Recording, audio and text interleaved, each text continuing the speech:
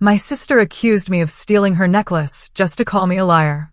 Then my parents threw me out, not knowing I'd been paying her college tuition and covering the household bills. So I stopped paying and walked away.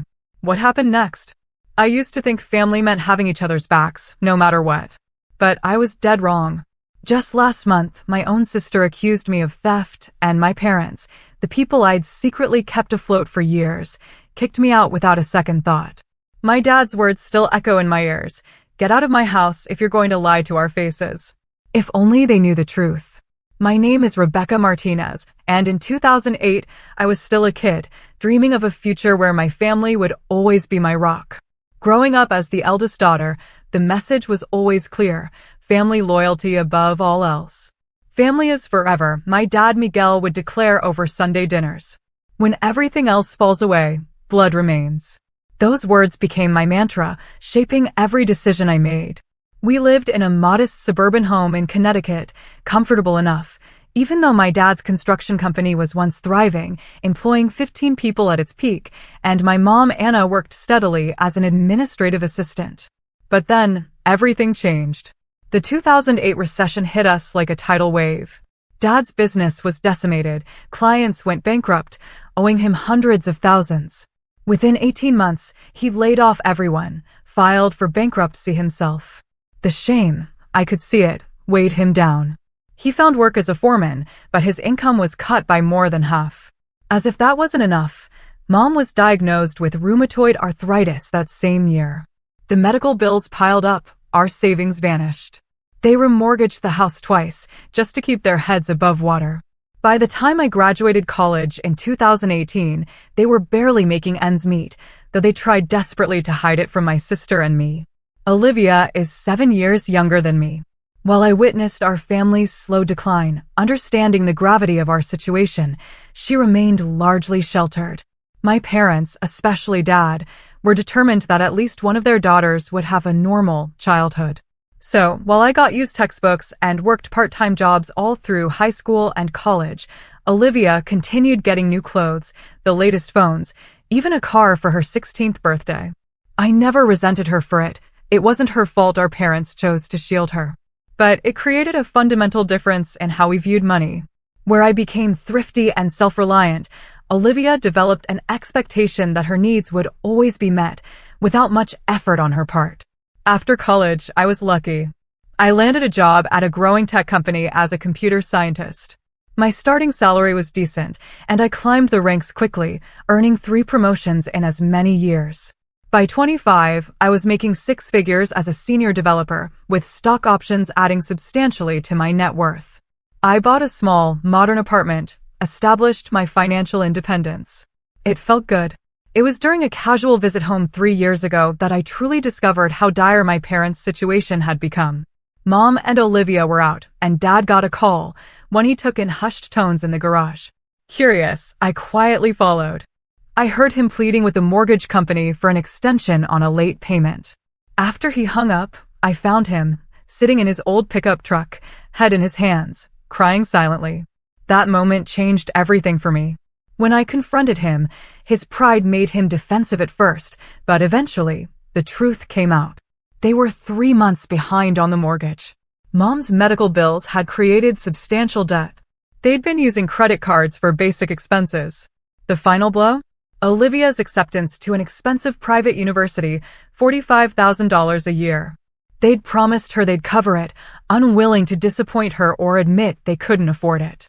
That night, I made a decision that would alter our family dynamics forever, though none of us realized it at the time. I offered to help, just temporarily, with some bills. Dad reluctantly agreed, but with one condition: Olivia must never know. It would crush her to learn we're struggling, he insisted, and your mother would be humiliated if the neighbors found out we needed help from our daughter. What started as helping with some bills quickly exploded. Within 6 months, I was paying their entire mortgage, all utilities, property taxes, and most of Mom's medical expenses. When Olivia started college, I took on her full tuition payments too. All told, I was contributing over $70,000 annually to keep my family afloat, nearly 2/3 of my take-home pay. Despite living 20 minutes away in my own apartment, I visited at least twice weekly, bringing groceries I claimed were on sale or extras from work events.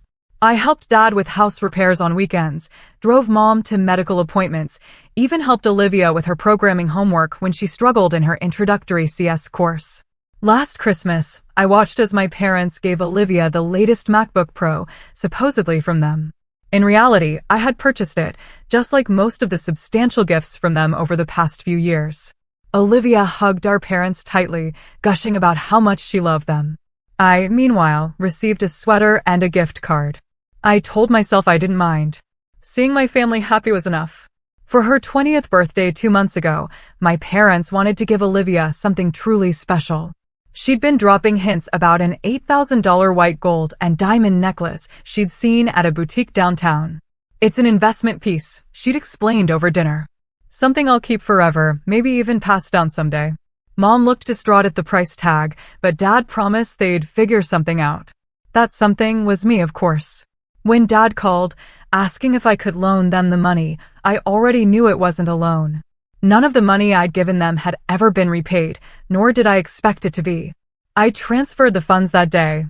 A week later, I watched Olivia unwrap the blue velvet box at her birthday dinner, squealing with delight as Dad fastened the necklace around her neck. "You're the best parents ever," she declared, admiring her reflection. I don't know anyone else whose parents would get them something this amazing. I smiled, took photos of the moment, ignoring the familiar ache in my chest. Part of me hoped that one day, they would acknowledge all I had done, that my sacrifices would eventually be recognized and appreciated. That faith kept me going, even as the balance in my savings account dwindled, while Olivia's social media filled with photos of spring break trips and shopping sprees, all funded indirectly by me. I never imagined that necklace would become the catalyst for destroying the family I had sacrificed so much to preserve. Sunday dinners at my parents' house were a sacred tradition. No matter how busy our weeks got, we all made an effort to be there at 6 sharp. Mom would spend the afternoon cooking something special, Dad would open a bottle of wine. For a few hours, we could pretend we were still the happy, financially stable family we had once been. That particular Sunday started like any other. I arrived early to help Mom prepare her specialty chicken enchiladas with homemade salsa verde. Dad and Olivia were watching a basketball game in the living room, occasionally cheering or groaning depending on the score. Everything felt normal until halfway through dinner. Olivia suddenly put down her fork. "Has anyone seen my necklace?" she asked, her hand instinctively touching her bare throat. "The diamond one for my birthday. I was going to wear it tonight but couldn't find it in my jewelry box." Mom suggested, "Did you check your dresser? Sometimes you leave things there when you're in a hurry." Olivia shook her head. "I always keep it in the blue velvet box. It's too valuable to leave out." "When was the last time you wore it?" I asked, genuinely concerned. I knew how much that necklace meant to her regardless of who had actually paid for it. "Last weekend, at Melissa's party," she replied. "I definitely put it back in its box when I came home." Dad's brow furrowed. "Are you sure? You were pretty tipsy when you got back from that party." "I wasn't that drunk," Olivia protested. "And I specifically remember putting it away because I was worried about losing it." Dinner was temporarily abandoned as we all helped search. I followed Olivia to her bedroom, checking every drawer under the bed, in pockets of clothing. We even looked in the bathroom. The more we searched without finding it, the more agitated Olivia became. "I don't understand," she muttered, growing increasingly frustrated. "It should be here." As the search expanded to the rest of the house, I noticed a subtle shift in the atmosphere. Olivia's eyes followed me when I entered rooms. When I offered to check the laundry room, she quickly said she'd already looked there, though I knew she hadn't. Small moments of tension began building, like static electricity before a storm. We returned to the dining table after an hour of fruitless searching. The enchiladas had gone cold. We reheated plates, tried to salvage dinner, but the conversation was stilted. Olivia was unusually quiet.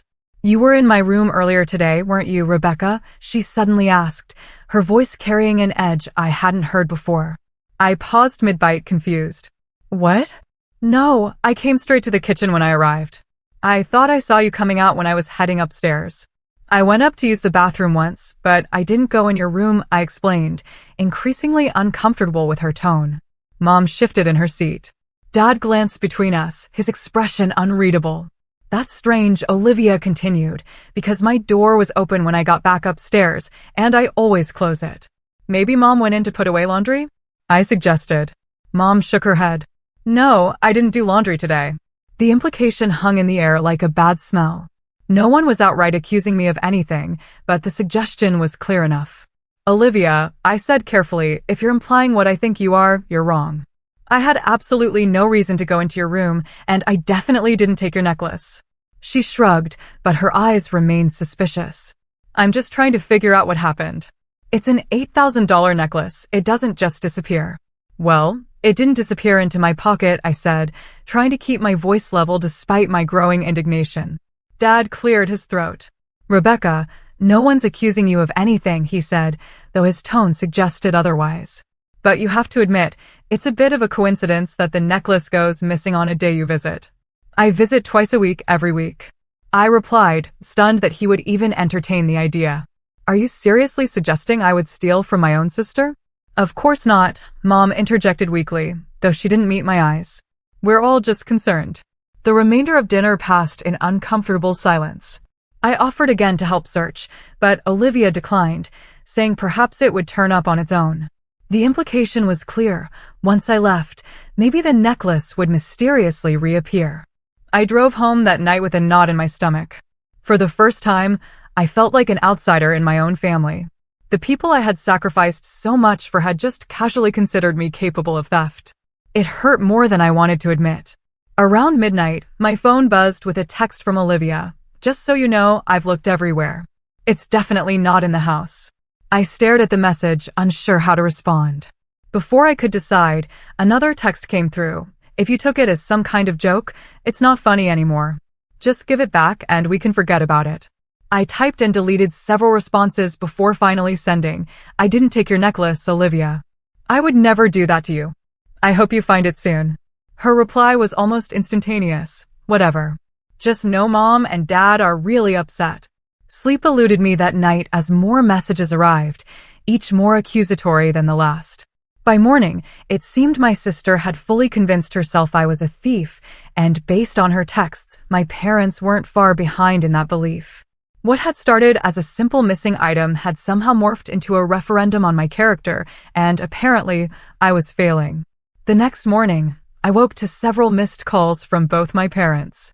Rather than returning them immediately, I decided to drive over and address the situation in person. If there was a misunderstanding, surely we could clear it up face to face. I still believed in our family's ability to communicate rationally, despite the uneasiness from the previous night. When I arrived at my parents' house around 10 o'clock, the atmosphere was noticeably tense. Mom was washing dishes with unusual vigor, barely acknowledging my greeting. Dad sat at the kitchen table, his face grim, newspaper untouched beside his coffee. Where's Olivia? I asked, trying to sound casual. Upstairs, Dad replied curtly. She's been turning her room upside down all morning looking for that necklace. I took a deep breath. Look, I understand everyone's upset, but I need to make it absolutely clear that I had nothing to do with its disappearance. Before Dad could respond, Olivia appeared in the doorway, her expression a mixture of anger and what looked almost like triumph. Then how do you explain this? She demanded, holding up her empty blue velvet jewelry box. I found it in your old bedroom, shoved under the bookshelf. I stared at her, genuinely confused. That's impossible.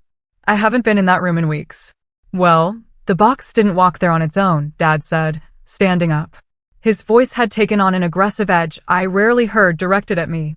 Rebecca, if you're in some kind of financial trouble, you should have come to us instead of doing something like this. The irony of his statement was so profound I almost laughed.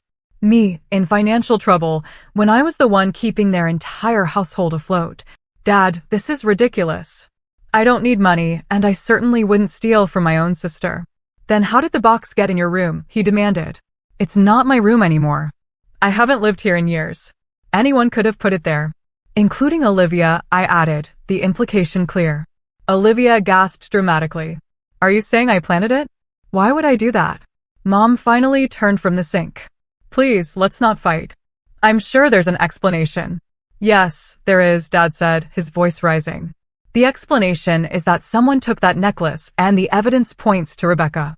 I felt my face flush with anger and hurt. What evidence? An empty box that could have been placed by anyone? That's not evidence, that's a setup. Why would anyone want to set you up? Dad challenged. I don't know. Why would I want to steal a necklace when I make more than enough money to buy my own if I wanted one? Throughout this heated exchange, I noticed something odd about Olivia's behavior. While she appeared distressed when my parents were looking at her, I caught a different expression when their attention was elsewhere, a slight curl of satisfaction at the corner of her mouth, quickly masked when she realized I was watching. Let's check the security camera, I suggested. My parents had installed a basic security system last year, with a camera covering the front door and driveway. It would show if anyone left the house with something. Dad nodded stiffly, and we gathered around his laptop as he pulled up the footage from the previous day. We watched my arrival at 4 o'clock, empty-handed except for a bag of groceries. Various angles showed nothing suspicious throughout the evening. When I left around 9 o'clock, I carried out only my purse and phone. The footage wasn't particularly high quality, but it was clear enough to see I hadn't taken a distinctive jewelry box. She could have put it in her purse, Olivia insisted. My purse isn't big enough to fit that box without being obviously misshapen, I countered. Maybe you took just the necklace then, she pressed. It would fit in a pocket. Dad rubbed his temples. Rebecca, if you needed money, you could have sold it. $8,000 would solve a lot of problems. The conversation was becoming increasingly absurd. While they continued speculating about my potential financial motives, my phone buzzed with a payment reminder. Ironically, it was for their mortgage, due in 3 days. Out of habit, I authorized the payment right there, $3,000 transferred from my account to cover their housing for another month.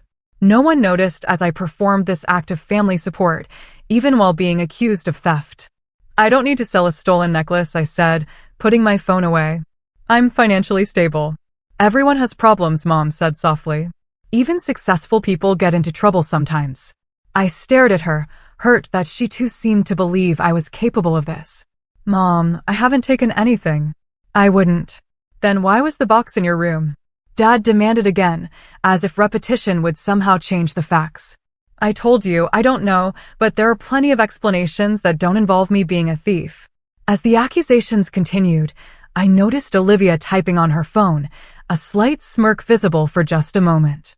A terrible thought began forming in my mind. Was it possible she had deliberately engineered this situation? But why would she want to drive a wedge between me and our parents? Look, I said finally, my patience wearing thin. I understand the necklace is valuable and you're upset it's missing. But I've spent my entire life being honest and reliable. I've always been there for this family. Does it really make sense that I would suddenly decide to steal from you? Dad's expression hardened. People change, and sometimes we don't know someone as well as we think we do. Those words cut deeper than he could possibly know.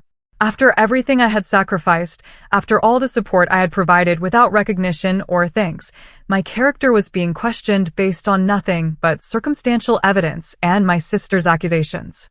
I think you should leave until we figure this out, Dad said finally. Your mother is upset, and your presence is just making everything worse. I looked to Mom for support, but she averted her eyes, silently accepting Dad's decision. Olivia stood in the background, and for a split second, I caught that expression again, not sadness or confusion, but satisfaction. As I gathered my things to leave, I felt a profound sense of injustice washing over me. This wasn't just about a missing necklace anymore. It was about trust, respect, and the painful realization that despite everything I had done, my family would choose to believe the worst of me based on flimsy evidence. Walking to my car, I noticed Olivia watching from her bedroom window.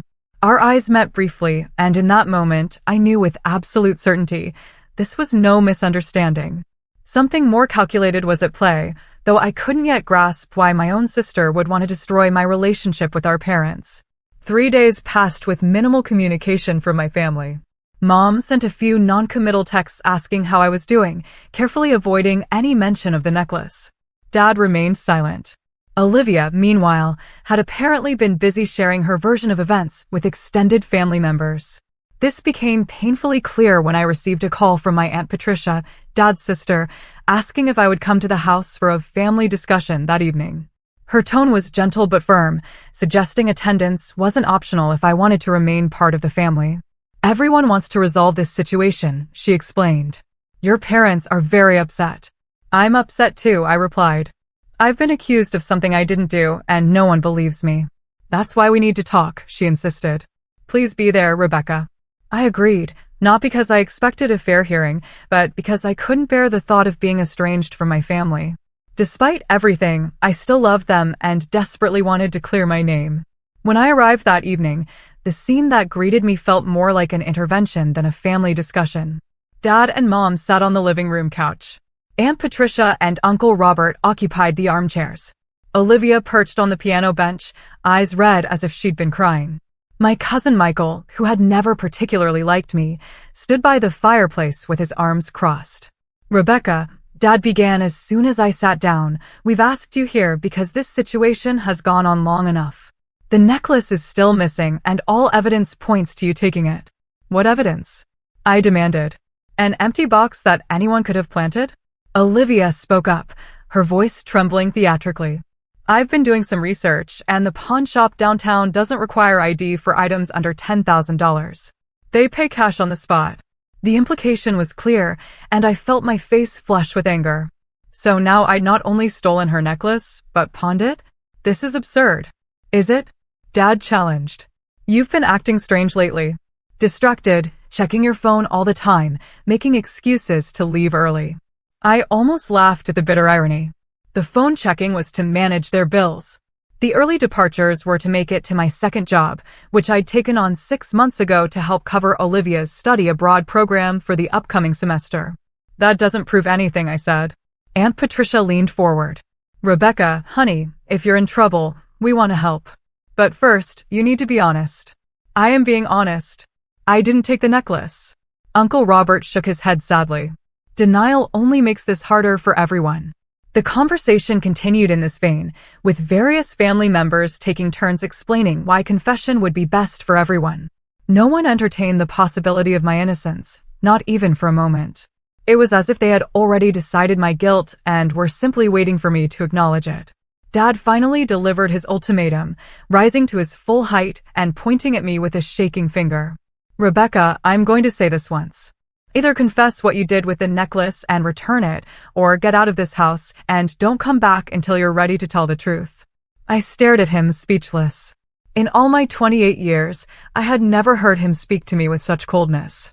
Dad, I said, my voice barely above a whisper, I'm your daughter. You've known me my whole life. Do you really believe I would do this? The Rebecca I raised wouldn't, he answered. But people change. I turned to my mother, who had remained largely silent. Mom, do you believe I did this? She looked down at her hands, twisted together in her lap. Her silence was answer enough. The betrayal cut so deep I could barely breathe.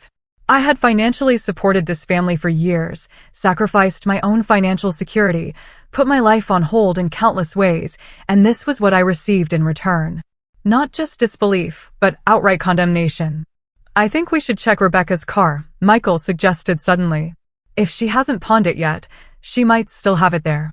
Before I could protest, Dad was nodding. Good idea. Rebecca, give us your keys.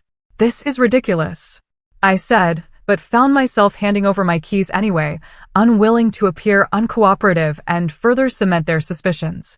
We all trooped outside to where my car was parked in the driveway. Dad unlocked it and began searching while the family watched. He checked under the seats, in the glove compartment, and finally moved to the trunk. When he opened it, I heard several gasps. There, partially visible under a reusable grocery bag, was the distinctive blue velvet jewelry box. I stared in shock. I didn't put that there. Dad picked up the box and opened it. Empty, of course. He turned to me, his expression a mixture of confirmation and disappointment. Still going to deny it? Someone planted that. I insisted, my voice rising with desperation. I haven't even opened my trunk in days. Convenient excuse, Michael muttered. Dad closed the trunk with a slam that seemed to echo my family's final judgment. I think we've seen enough, Rebecca. I want you to leave now. Don't contact us until you're ready to admit what you did and make it right. Dad, please.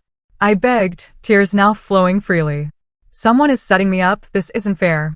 What isn't fair, he said coldly, is stealing from your own sister and lying to our faces. I raised you better than this. I looked around at the faces of my family members. Some showed anger, others disappointment or sad resignation. Only Olivia's expression seemed odd. Behind the performative tears, there was something else, satisfaction, relief. I couldn't quite place it. Mom, I tried one last time. Please say something. She finally looked up, her eyes wet, but her resolve firm. Just go, Rebecca. Give us some time. Defeated and devastated, I gathered my purse and keys. As I was about to leave, Olivia pulled out her phone to check a notification, and that's when I saw it. In the reflection of her dark phone screen, just for an instant before she tilted it away, the unmistakable glint of her diamond necklace, partially visible beneath the collar of her sweater. The realization hit me like a physical blow. She had the necklace all along. This entire drama, the accusations, the family meeting, all of it was a deliberate setup.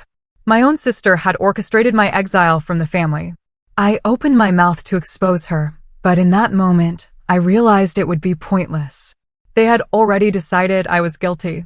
My word against hers would change nothing, especially without proof. I walked to my car in silence, feeling their eyes on my back. As I drove away from the house I had financially supported for years, tears blurred my vision so badly I had to pull over a block away.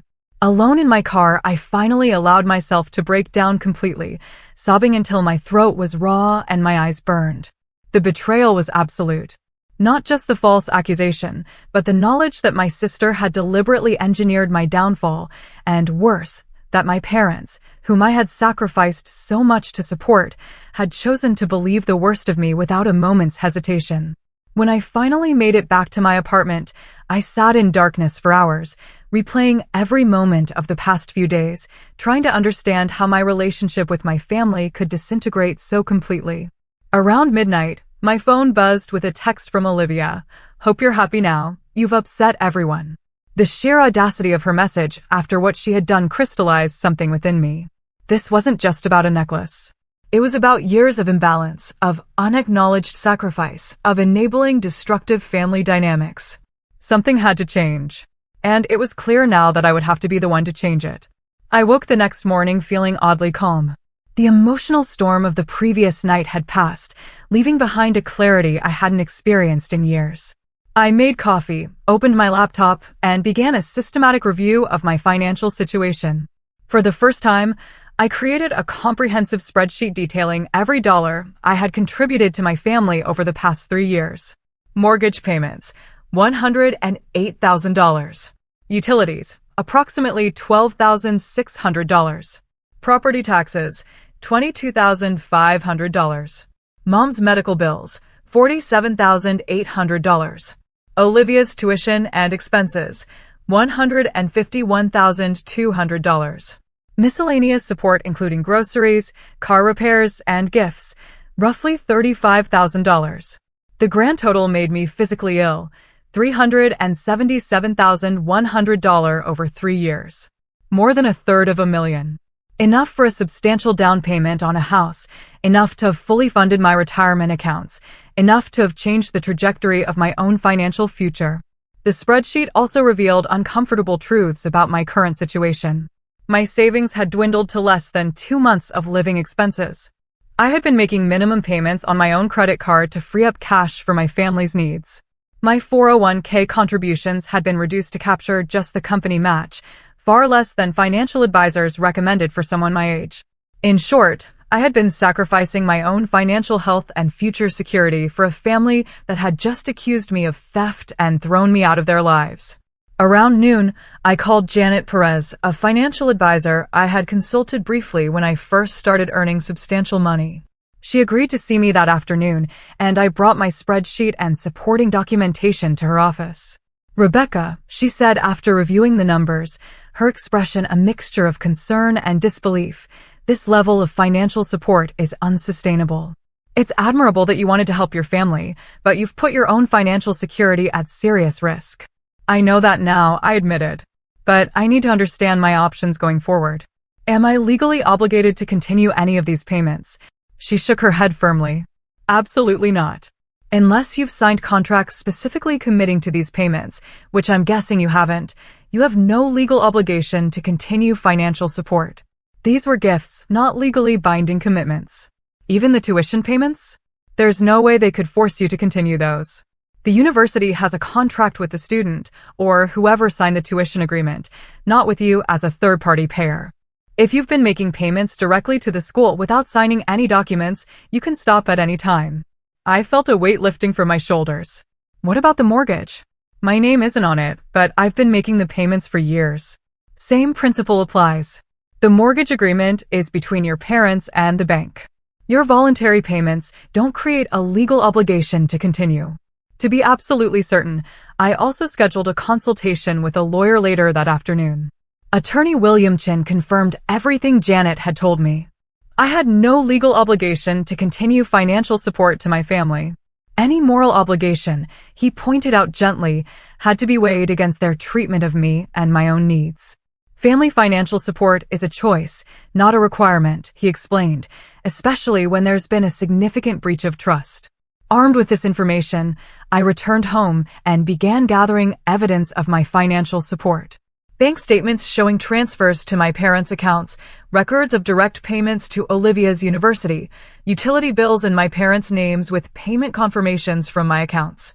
I organized everything chronologically in a binder, creating an irrefutable record of my contributions. As I worked, my phone rang. It was a number I didn't recognize, but I answered anyway, half expecting a collection agency looking for my parents. Instead, I heard a familiar voice. Rebecca? It's Melissa, Olivia's roommate from freshman year. I hadn't spoken to Melissa in months, though we'd always been friendly. Hi Melissa, this is unexpected. Yeah, I know. Look, I overheard something yesterday that I think you should know about. I was at the coffee shop near campus when Olivia came in with some friends. I was in the corner booth and they didn't see me. My heart began beating faster. What did you hear? She was bragging, Rebecca, about how she'd gotten rid of you. Those were her exact words. She was laughing about it, saying, now your parents would stop comparing them to you all the time. The confirmation of my suspicions should have hurt, but instead, it fueled my resolve. Did she mention a necklace? Yeah, she said something about hiding it and making it look like you took it. I couldn't hear everything, but it was definitely deliberate. I always thought you were really nice, so when I heard that, it didn't sit right with me. Thank you for telling me, Melissa. I really appreciate it. After we hung up, I sat in silence for several minutes, processing this final piece of evidence. My sister's betrayal had been completely intentional, a calculated move to remove me from the family picture. And my parents had been all too willing to believe the worst of me, despite years of evidence to the contrary. With newfound determination, I began systematically canceling all automatic payments related to my family. The mortgage payments scheduled for next week? Cancelled. Utility auto payments? Turned off. Olivia's tuition installment for the upcoming semester? Withdrawn. For each cancellation, I documented the process and saved confirmation numbers. This wasn't just about cutting financial ties, it was about reclaiming control of my own resources and future. Next, I drafted a formal letter to my family. It was factual and unemotional, detailing the exact financial support I had provided over the years and informing them that, effective immediately, all such support was terminated. I included copies of key documents proving my contributions, enough to make the magnitude of my support undeniable, without overwhelming them with the full binder of evidence. As I prepared to mail the letter, I hesitated briefly. Was I being too harsh? Would this cause genuine hardship, especially for my mother with her medical needs? I thought of alternatives. I could continue paying just for Mom's medical bills, perhaps, or give them a longer runway to adjust their finances. But then I remembered their faces as they accused me of theft, my mother's silent complicity, my father's cold dismissal, and Olivia's satisfied smirk as she orchestrated my family exile while wearing the very necklace she had accused me of stealing. No, I decided. This clean break was necessary, not just for my financial well-being, but for my emotional health as well. They had made their choice, choosing to believe Olivia's lies over my lifetime of trustworthiness. Now they would have to live with the consequences of that choice. I sealed the envelope containing the letter and supporting documents, addressed it, and placed it beside my door to mail the next morning. Then I blocked Olivia's number on my phone, though I left my parents' lines open. If they wanted to apologize, I would listen. But I wouldn't subject myself to more accusations or manipulation. That night, I slept better than I had in years. The weight of unacknowledged sacrifice finally lifted from my shoulders. My family had failed me in the most fundamental way, but I would no longer fail myself. 3 days after mailing my letter, the first call came. My father. His voice a mixture of anger and panic. "What the hell is this, Rebecca? Some kind of joke?" "It's not a joke, Dad," I replied calmly. "Everything in that letter is true. I've been supporting this family financially for years, and this is how you've treated me in return. So this is revenge because we called you out about the necklace?" I almost laughed at the absurdity. "This isn't revenge, it's a consequence. You chose to believe I was a thief, despite everything you know about me. You threw me out of the house and the family. Why would I continue paying your bills after that? We relied on that money," he shouted. "Yes, you did."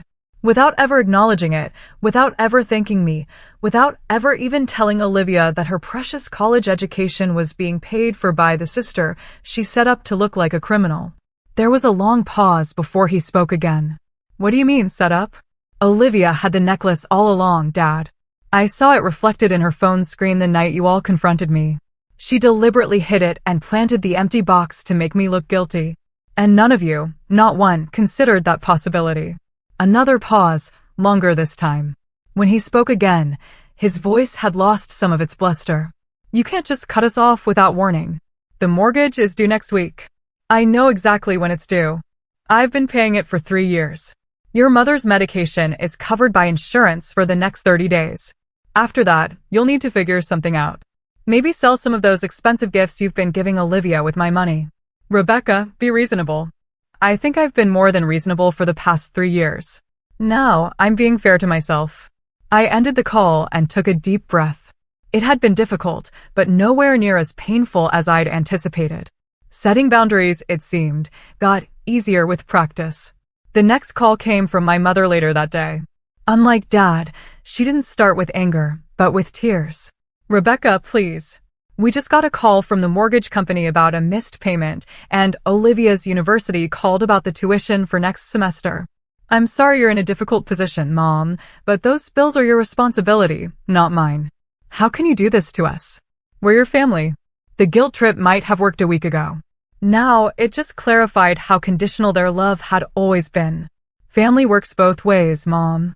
When one person is accused of theft and kicked out without a fair hearing, that's not family. That's a tribunal. We were upset about the necklace. People say things they don't mean when they're upset. Did Dad not mean it when he told me not to come back until I confessed to something I didn't do? Did you not mean it when you sat silently while everyone condemned me? Actions have consequences, Mom. This is the consequence of yours. After she hung up, I received a barrage of texts from Olivia. Unlike our parents, she didn't bother with emotional appeals. Her messages were direct accusations, calling me selfish, vindictive, and worse. I read them without responding, noting how quickly her mask of victimhood had fallen away now that her comfortable lifestyle was threatened. 2 days later, I received a call from an unknown number. It was Olivia's university financial aid office, asking about the withdrawal of tuition payment. I explained politely that I would no longer be covering my sister's educational expenses and suggested they direct all future inquiries to Olivia or our parents. The following week brought increasing desperation for my family. Dad left voicemails alternating between anger and attempts at reconciliation. Mom sent tearful texts about past due notices and calls from creditors. Olivia's messages became increasingly frantic as the reality of her situation sank in. I maintained my boundaries through it all, responding only to direct questions and refusing to engage with emotional manipulation. It wasn't easy. Years of conditioning had taught me to put their needs before my own, to be the family fixer, the reliable one who would always step in during a crisis. Breaking that pattern required constant vigilance against my own impulse to rescue them. 3 weeks after sending my letter, I received a text from Mom asking if we could meet for coffee.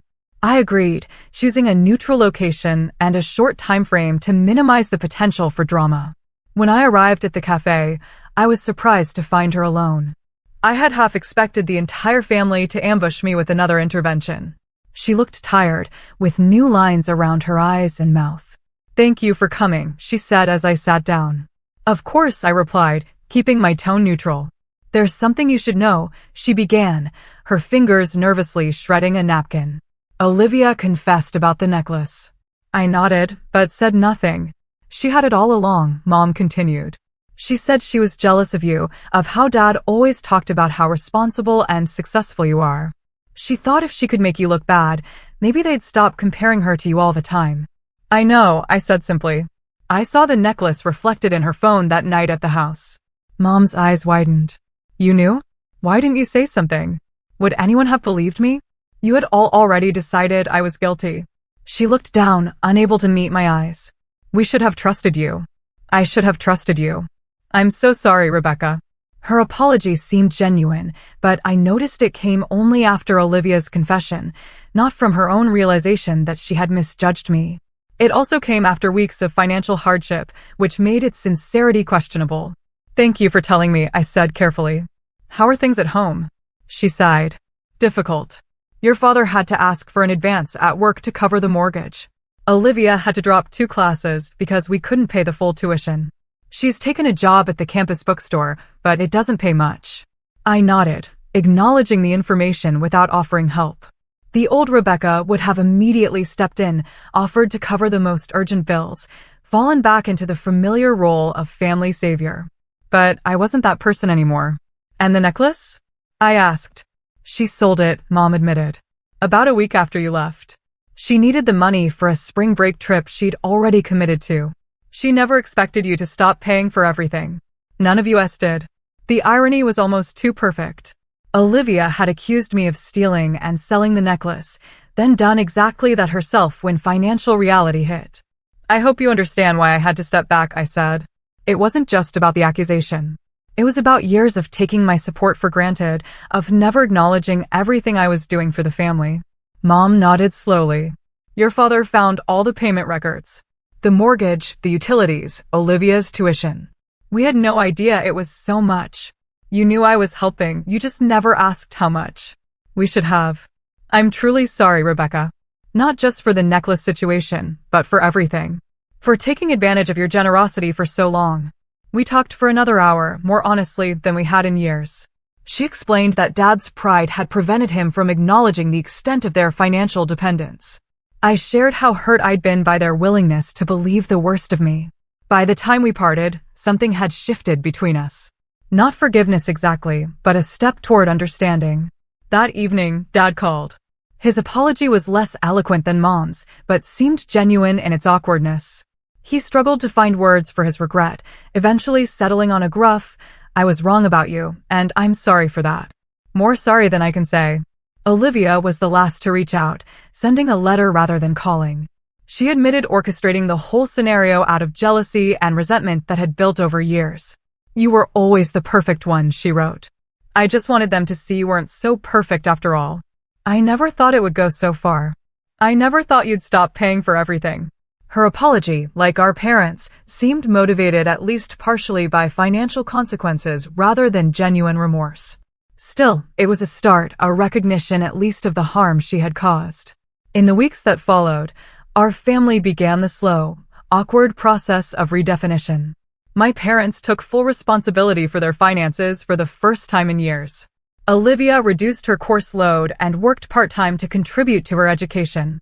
And I maintained my financial independence, rebuilding my savings and focusing on my own future. It wasn't easy. There were slips back into old patterns, attempts at manipulation, moments of resentment on all sides. But gradually, a new dynamic emerged, one based on respect rather than exploitation, on honesty rather than comfortable lies. Through it all, I discovered something unexpected, strength I didn't know I possessed. The capacity to stand firm in my own worth, even when those I loved most tried to diminish it. The courage to demand the respect I deserved. The clarity to recognize that real love doesn't require endless sacrifice without acknowledgement. It was a painful lesson, but perhaps a necessary one for all of us. 6 months have passed since the day my family accused me of theft and I discovered the true cost of unconditional support. In that time, I've rebuilt not just my finances, but my sense of self-worth and understanding of what healthy relationships should look like. The first few weeks after cutting financial ties with my family were surprisingly liberating. Without the constant drain on my resources, I was able to fully fund my emergency savings account for the first time in years. I increased my 401k contributions to the recommended 15% of my income. I even started researching investment properties, something that had seemed impossibly distant while supporting four adults on one income. But financial recovery was only part of my journey. The emotional wounds inflicted by my family's betrayal ran deeper than I initially realized. 2 months after our confrontation, I started seeing Dr. Lena Thompson, a therapist specializing in family dynamics and boundary setting. What your family did, she told me during our first session, was a form of emotional abuse. They exploited your generosity, took you for granted, and then discarded you based on a false accusation. It's natural to feel grief, anger, and confusion about that experience. With Dr. Thompson's guidance, I began unpacking patterns that had been established long before the necklace incident, how I had been cast as the responsible caretaker from childhood, how my parents had subtly encouraged my sister's dependence while expecting self-sufficiency from me, how I had derived my sense of worth from being needed rather than being valued for who I was. People who consistently put others' needs before their own often struggle with feelings of guilt when they start setting boundaries, she explained. Remember that boundaries aren't selfish, they're necessary for healthy relationships. Those words became my mantra on difficult days when doubt crept in. Was I being too harsh? Should I help with just one bill, just this once? Whenever those thoughts arose, I reminded myself that boundaries aren't selfish, they're necessary for healthy relationships. Around the same time I started therapy, I also began building a new social circle. For years, my family obligations had limited my availability for friendships.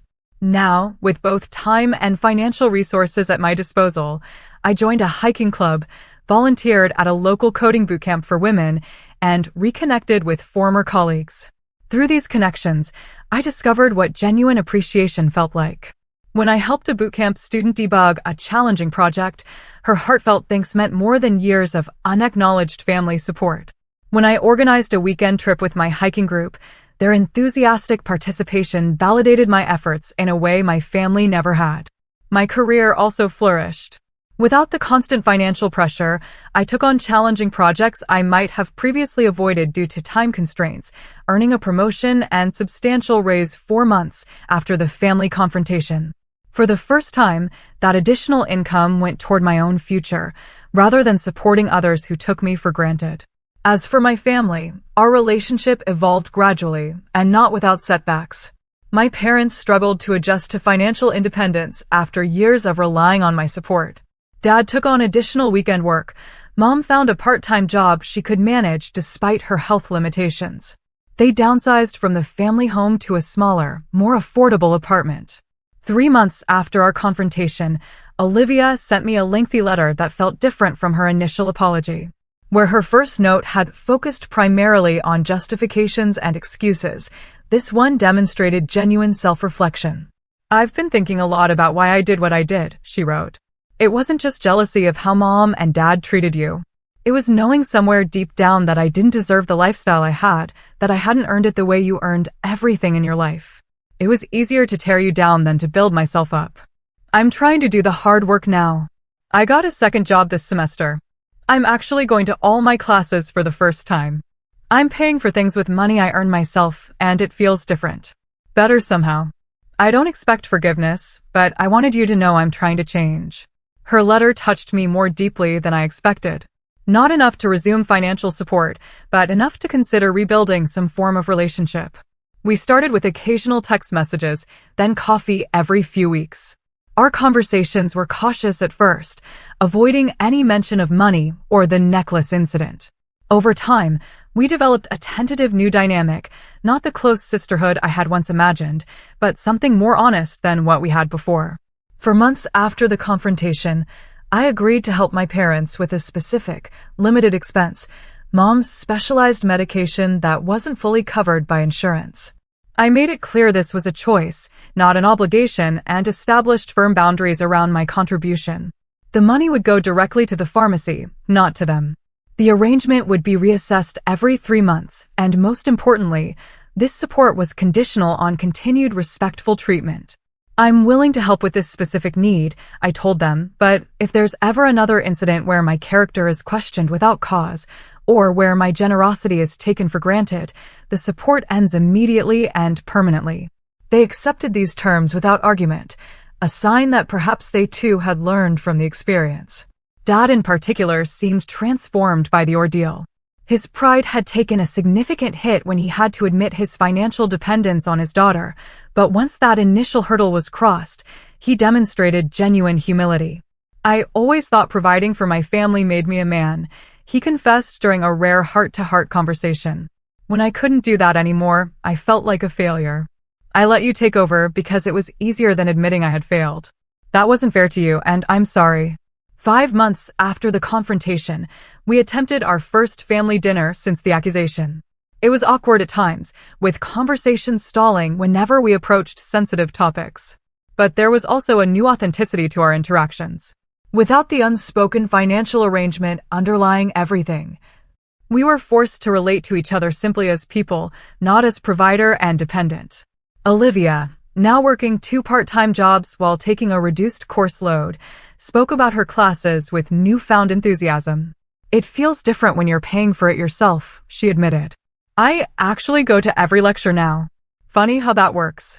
Mom shared updates about her new part-time job at a local florist, where she arranged deliveries and helped with simple bouquets.